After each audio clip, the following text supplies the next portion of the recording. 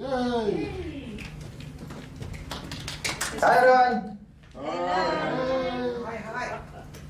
Here we go. Good evening. It's a pleasure for me to be able to speak to all of you this evening. Shout out to KK for inviting me. We met on LinkedIn and we've become friends ever since then. And I'm especially happy that I get to speak on a topic that is so important to me. I love books. Books are my bread and my butter. Everything that I do revolves around books. I'm an author, so I write books and I sell books. I'm a book coach, so I help people to write books and sell books. And when I speak, whether it's on radio, whether it's on stage, whether it's on TV or podcasts, it's always about books or the type of content that I have in my books, which is fantasy. So I write fantasy books, and because I write fantasy books, I speak on things like creativity, the importance of children reading fantasy. I speak on, I have a topic called how to think creatively like a fantasy author. So I branded myself as someone who is creative and someone who is innovative based off my books. And that's the important thing that I want to discuss today. I want to discuss the importance of branding yourself with your book. Because I believe that every speaker needs a book. Because there is nothing, absolutely nothing that brands you better than having your own book. I call it the book business card. Your book is the perfect way to brand yourself. And I want to go into some examples of people who have branded themselves perfectly with their books. But before I go into that, can I get a show of hands of everyone who has written a book before? Okay, I see one hand. Three. I only see one. Okay. The next one I see. I don't see that. I see Chantal. Okay, we got two. All right. So, for those people who have not yet written a book, I want everybody who has written a book actually to stand. And everyone who has written a book, please stand. And then I want you to point and laugh at the people who have not yet written a book. Shame on you all for not writing your books. As a speaker, we all have so much to say. And writing a book is the best way to say it. I'm telling you, because look, I've been on stage. And when you're on stage, you obviously have a specific topic that you talk about, but you can't say everything that you want to say on stage. But with your book, you now have the opportunity to write down everything that you want in a structured manner, not forgetting anything and explaining it so clearly. Every speaker should have a book. Because once you have a book, I can naturally assume three things about you. Number one, the first thing I can assume about you is you are knowledgeable. You know exactly what you are talking about because you wrote a book on this topic. So I assume you are knowledgeable on that topic. Number two, the second thing I can assume about you is you are passionate about that topic. Because writing a book takes long. It takes extremely long to write a book. So I assume you are passionate enough to have to sit down every night and write on that topic. And then number three, the third thing I can assume about you is you know how to communicate that topic well. Because when you're writing a book, you have to be able to explain all the different parts of that topic in a clear and digestible manner. And as a speaker, I should be able to assume all three of those things as well. I should be able to assume that you are knowledgeable about what you talk about. I should be able to assume that you are passionate about what you talk about, and I should be able to assume that you can communicate it well.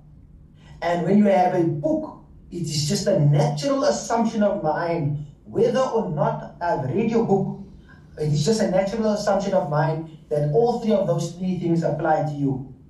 It just naturally comes that you are the go-to expert in this topic.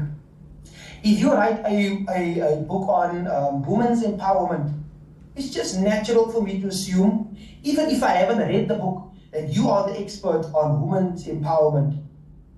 If you write a book on leadership, it's natural for me to assume you know everything there is to know about leadership, you are passionate about leadership, and you can communicate leadership because you've written a book. It is the best branding tool. I can't think of another tool that works better at branding yourself than a book. And so what I want to do is, I want to go through 3 examples of people who I believe have expertly branded themselves with their books. The first person is Donald Trump. I don't care if you like Donald Trump or if you dislike Donald Trump, but Donald Trump has expertly branded himself with his book. His road to presidency was ingenious because he actually used his book to do so. If you think about Donald Trump's history, Donald Trump was a real estate mogul. He built buildings and skyscrapers. But if you were not interested in the real estate industry, you wouldn't have known who Donald Trump is at all. Because the only people that knew Donald Trump were the people who were interested in real estate. And then Donald Trump wrote a book called The Art of the Deal.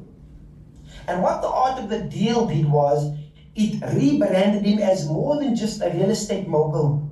It branded him as the best deal maker in the world. It branded him as a negotiator.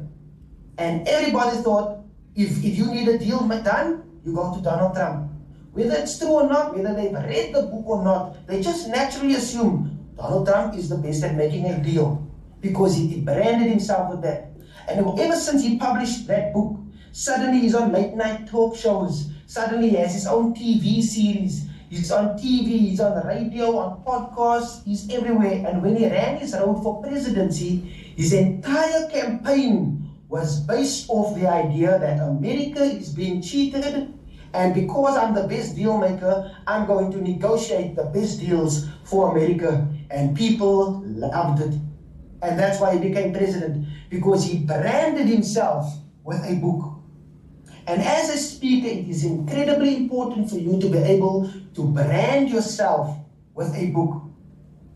For myself, if I speak on the radio, I speak on the exact same thing every time. I speak on books, I speak on creativity, I speak on goal setting. If I speak on TV, it's the exact same thing. Books, creativity, goal setting. If I'm on stage, books, creativity, goal setting. Wherever I speak, it's on the same topic every single time, because I have a book that is on that topic. And if you want to be known in that niche, then you need to write a book about that niche. So it's incredibly important that you brand yourself on that topic with your book. So Donald Trump is the first example that I want to use. The second example I want to use is Bishop T.D. Jakes.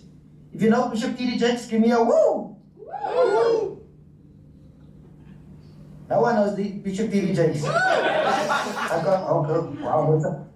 that's surprising. Bishop T.D. Jakes is probably the most well-known preacher in the world. He is the most well-known preacher in the world. And when he started out as a local preacher boy.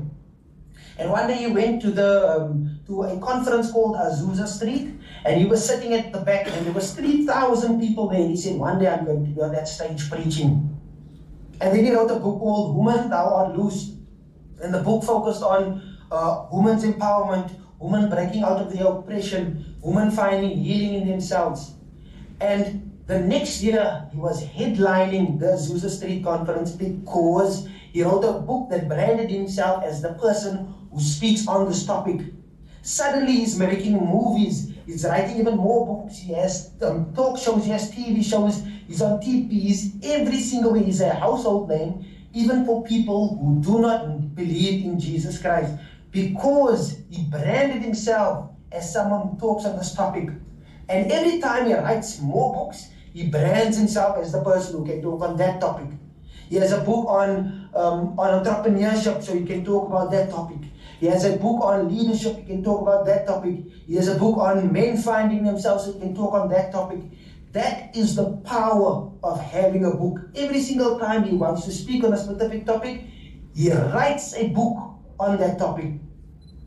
So as a speaker, it's incredibly important that you have a topic that you've written about, so that other people can assume naturally you are the expert on that topic. That is why you need to have a book. The third person that I want to speak about is Alex Hormozi. Can I get a show of hands of everyone who knows Alex Hormozi? Good. We've got some people at this. Now, Alex Hormozi is, as far as we know him, he is a business mogul. He knows everything that there is to know about entrepreneurship. But to start off, that is not how people knew him.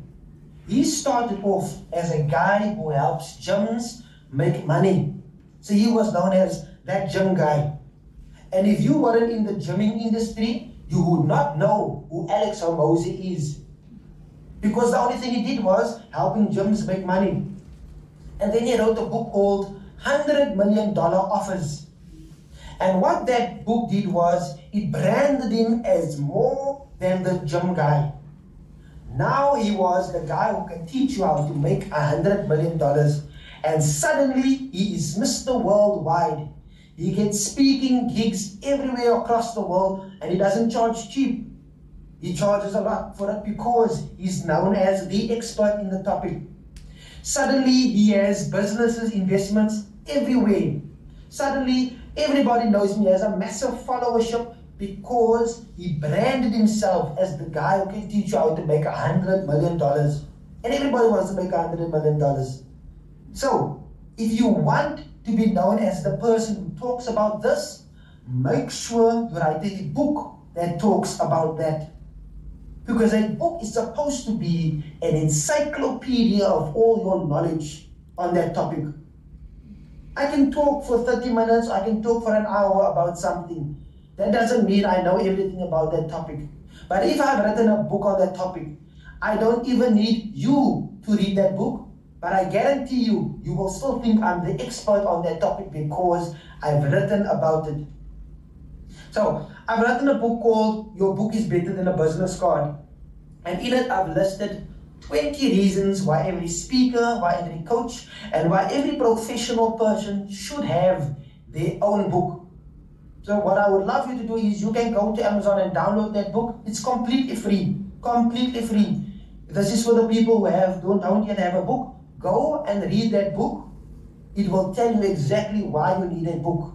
It will give you so much insight into understanding this is why I need a book. And I hope that by tomorrow you start writing. So those 3 people have used their books to brand themselves better. Now, I get messages regularly from people who want to write their books or people who have written and want to publish. And there's a lot of confusion about writing the books. I'm not sure if the people who haven't written the books, if you're confused about it, if you just don't want to do it. But I want to clear up some of that confusion because I believe that all of you should be writing and all of you probably do want to write the book eventually. The statistics with regards to books is this. It's said that of the 100% of people who do want to write a book, only 97% of those people actually finish writing a book. Which means if you finish writing a book, not even published, just finish writing a book, you are in the top 97% of people who have actually finished writing a book.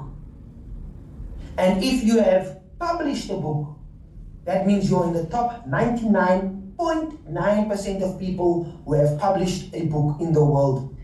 Only 0.016% of people have actually managed to publish a book. Which means if you've published a book, you're in that top 99.9%, baby. So give yourself a round of applause if you have written and published a book because you did amazing. So let's clear up some struggles with regards to writing your book. The first thing that I've heard from people is that they don't know if their idea is good enough. So how do you make your idea good enough? I was speaking with Moses earlier, and he was telling me about the books that he plans to write. And he said he wasn't very happy with how it started. And the thing is that if you want to make sure your book is good enough, the first thing that you have to do is plot and plan. plot and plan as much as possible. Now, I've spoken on this topic before, but there are two types of creative people in the world. You get your architects and you get your gardeners. Right? Your architects are the people who love to plan, and they plan meticulously. They write, they plan for longer than they actually start writing. Sometimes they will plan for 3-4 months and then only write for a month and get everything done. And they don't do anything until they've planned. Those are what we call the architects. I personally am an architect. Before I write a book, I spend months planning that book out, and then I start writing. And then you get your gardeners. Your gardeners are the people who don't like to plan. They'd have an idea and just run straight into it, and then they stop with that idea and run into another idea. They take ideas like seeds and they scatter those ideas everywhere. They watch which one lands, which one grows, which one do I prefer, and then they work on that one alone.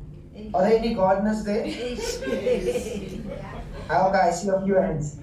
Now, gardening is a good approach if you are a gardener. Don't approach it as a gardener if you're not a gardener. But it's a good approach if you are willing to take the time to edit. Because a lot of gardening has to do with pruning, making sure that what you actually did is growing beautifully. So I have one client where what we have to do is we've planned, and she writes, and then 2 months into writing, I tell her, okay, we're gonna have to stop now and plan again because she has whole new ideas and everything. So we stop and plan again, and then we write for 2 months, and then we stop and plan again because she's a gardener in her mind. In her mind, she can't help but just get new ideas as she progresses. So with those, if you're a gardener, you're going to have to make sure that you plan consistently. But if you are an architect, you take your time to meticulously plot and plan your book. A good idea to do if you're writing non-fiction is think of 10 main ideas that you want to write about. Those will be your chapter headings. So you take those 10 main ideas. Then, for each of those 10 main ideas, you are going to have 10 subheadings. So let's say you're speaking on, your book is about leadership. And chapter 1 is about mindset. You take mindset and you break mindset down into 10 subheadings. The 10 different things about mindset that you can talk about. Waking up early, forming habits, speaking to yourself, affirmations, different things you can talk about in mindset. So you've got your 10 main ideas, and then you break it down 10 further things. Now you have 100 different things to talk about. Because the important part of making sure that your book has a good idea is that you are able to communicate it properly. A lot of times what I've dealt with people was that they focus too much on storytelling and too little on the facts. So let's say Chantel and I are writing a book on the exact same topic. We can write a book on the same topic. Our meat is the exact same meat. But my story and her story are completely different. My experience is different. Her experience is different. So we flavor our meat differently. And some people will prefer the way she flavors the story, the fact, and some people will prefer the way I flavor it. But you don't just give people spice and say, here, eat this. There needs to be meat. So you have your facts, the thing that you're talking about, and you sprinkle your storytelling into those facts.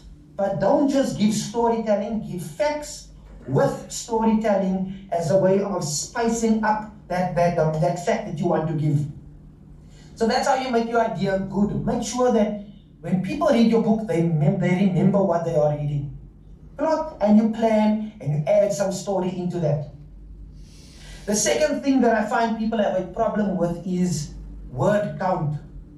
Now, most people, they've never had to write anything longer than 1,000 words. So it's understandable that when they write 10,000 words, they feel like they wrote a lot. But I have to tell you that if you're planning to print that book, 10,000 words is not enough. It's far from enough. 10,000 words is okay if you just want an ebook. But I would never recommend that you print a book that has less than 30,000 words, because the spine is going to be so small that you won't even be able to put your name on the spine. So you want to make sure that your book has about 30,000 words plus. For me personally, I don't print a book if it's less than 50,000 words because I don't see the physical need of it. It's completely fine if it's an ebook, but if it needs to be in print, 30,000 words and plus. And the reason why people can't do that is because number one, they haven't planned it out. So what happens is when they come to the manuscript to write, they write what's in their heart, and then their heart runs out of things. Because they don't plan actually the things that I want to say. Or they just give just stories and no fact, or just fact and no stories. It has to be a balance. But when you've planned these things out and you know exactly what you want to say, it is so easy to write all of those things. I'm currently helping a guy who wrote his book. And he wrote his book and he said he wants to publish. And his book was 10,000 words. And I told him, you can't publish this down. Let's rather work together to make that book a proper book. And we started working together. Oh. Okay. So we started working together. And as we started working together, his first chapter alone was 5,000 words. Because he planned it out what it is that he wanted to say. My final point is that the hardest thing to do when writing a book is to finish your book. Some people write and they never ever finish. It's said that if people do finish, it takes them usually 2 to 3 hours, 2 to 3 years to finish a book. I don't feel it needs to take you anything longer than 6 months to finish a book. So if you are struggling to finish a book, it's because you don't have a strategy in place. You need a specific time, a specific place that you go to write. I sold my laptop and I bought my desktop because I found when I have a laptop, I sit everywhere and I want to write everywhere, and then I just forget about writing. But now that I have a desktop, I have a specific place that I sit, and when I go sit there, I know it's writing time. And so I can make sure that I write. Another thing you can do is have an accountability partner, a friend who is helping you to remember, hey, you said you're going to write this book, finish. If you don't have that friend, join a community or join a group, or you get yourself a book coach who's paid to make sure that you finish within a certain time period. So my hope and my goal, my hope is that everybody in the room who has wanted to write a book will start, not next week, not in a few months, tomorrow. You start planning and plotting your book tomorrow. And if not, then I hope the next year, month, when you guys meet, that the people in the room who have written a book will start to shame you so that you start writing it. Because we want to make sure that everybody here has a book, and that not only they have a book, but they're selling. Thank you.